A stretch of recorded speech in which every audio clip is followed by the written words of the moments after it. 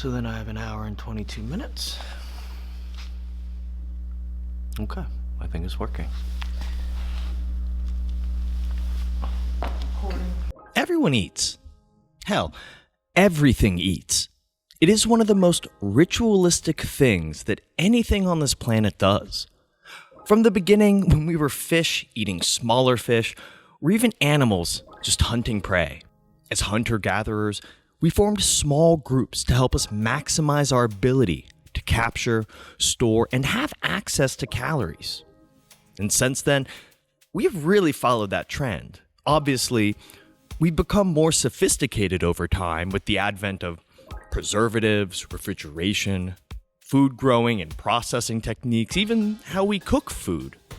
So good did we become at growing food that our current population of over 8 billion and growing can be directly linked to one person, Norman Borlaug, whose work helped us feed the populations we carry today. Now, cue the music. Imagine a beautiful dinner, the classic home-cooked meal, with smiling faces, a table full of food, like mashed potatoes, meatloaf, green beans, fresh bread, corn on the cob, and a pitcher of juice from concentrate. A really Norman Rockwell-like feast. All of this food made painstakingly by the homemaker, who woke up early and got milk from the door from the local milkman and food from the local grocer. A process that they would repeat every day ad nauseum. Honestly, a kind of anachronistic way of looking at our past, because to me, I really think the idea has become lost and doesn't really represent our modern food culture of today, which really touts things like convenience, quick, value-oriented meals that are geared for our 21st century lifestyles. Now, this commercialization of food has really commoditized so much of what we eat today that even after the COVID-19 pandemic, where families began to intend to eat together more frequently, they rarely did so, with only 1 in 3 families eating at home daily. And that was up from 1 in 5 families pre-pandemic. Now, a 2022 poll found that on average, a family spends 67 minutes per day in the kitchen, about 22 and a half minutes per meal.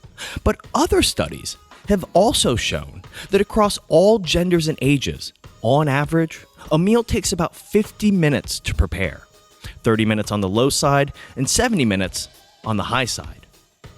So the question is, where is all of this time savings coming from? Obviously, fast food has become a huge part of our food system, with studies showing that purchasers of fast food save almost 30 minutes of time during food preparation. Our home-cooked meals have become more commercialized with the advent of par-cooked food made in commissaries and sold to be finished at home, a tactic found in many fast casual restaurants today. And even whole companies have showed up, evolved, grown around the idea of receiving and preparing dinner in 30 minutes or less. So this is just a scratch on the surface of an intro to describe what is our food system. Even these examples are US-centric, but we can imagine how this commercialization of food across the globe would have long-reaching effects. So that's it, right? End of story. Well, obviously not. Since the 2000s, communities, chefs, farmers, and so many more have decided to try something different. A concept called farm to table. Now, this isn't a new concept, and it's become so popular that we actually kind of think of it as a part of our own food cycles. And we understand farm to table to include discussions about the quality of food, where the food comes from, and who benefits when we purchase the food.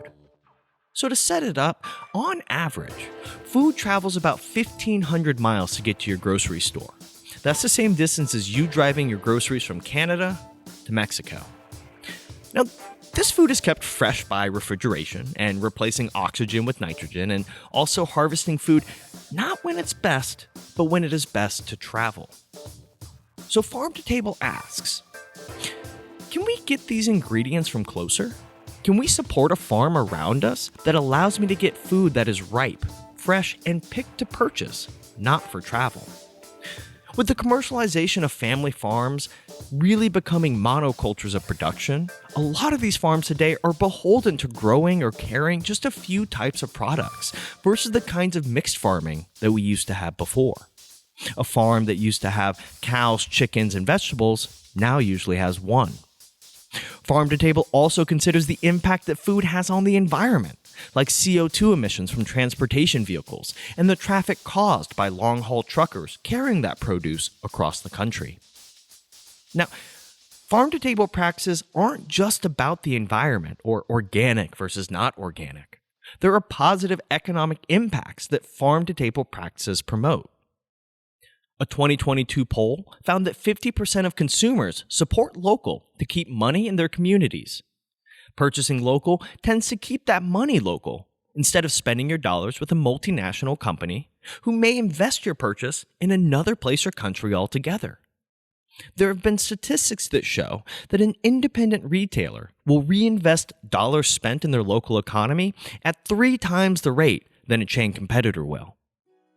So Farm to Table practices have done so much.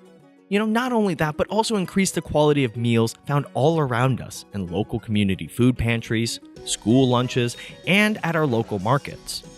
This benefit goes beyond the kinds of high-quality calories we can get, but Farm to Table practices also strengthens the supply lines of food available to our local community. A recent study found that communities who supported local felt less downward pressure as a result of weakened supply lines during the pandemic. A testament to kind of a working system, wouldn't you say? So, there you go. Everything you needed to know about the Farm to Table movement. Well, I guess a start.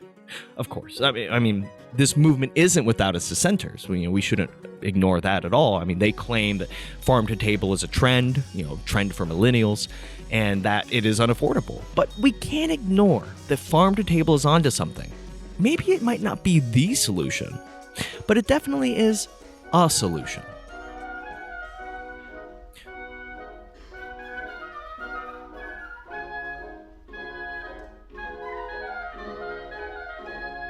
But wait, have we really thought about everything? Because we've become so conscientious of the pathway from farm to table. Have we considered the other half of the food cycle? Have we considered what happens from the table to the trash? Well, that's what this whole series will explore. I'll be your host, Show. In every episode, we're going to take a look at the less appetizing half of food and learn about what we are doing to combat food waste in our country and around the world. This series will look at a few existing solutions and issues, such as the waste on the make side in the restaurants and our kitchens, a look at the amount of food wasted when we take it to go, a look at the amount of food wasted globally and in our countries, and how we understand food quality, use through dates, sell-by dates. And lastly, are there alternatives? And I want to close with an experiment, a kind of meal of the future, something that considers table to trash. Now, with enough food being produced globally to feed close to 10 billion people, why then do Americans account for about 35% of that world's food waste? More than any other country by a lot. So while Farm to Table is making great strides in how we think about our food cycle, could we not do more to understand how food waste affects us all?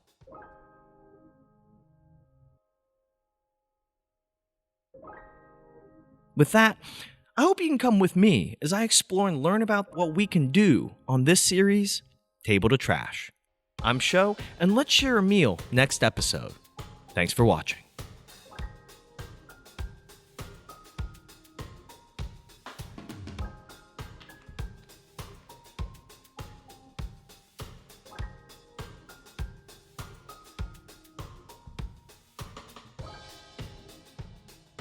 Hey everyone, thank you so much for watching as the credits roll and everything, I guess. But I just wanted to thank a few important people that would not have made this production happen. As you'll see kind of up here, I'm going to post their pictures. So I just wanted to thank our PAs for this episode, Cleaning Bucket, and also Dracast Box. So thank y'all so much for helping out with this production. If it wasn't for y'all, I wouldn't have my teleprompter or my amazing effect where a waiter took away my food. So thank y'all so much, and we'll see you next time.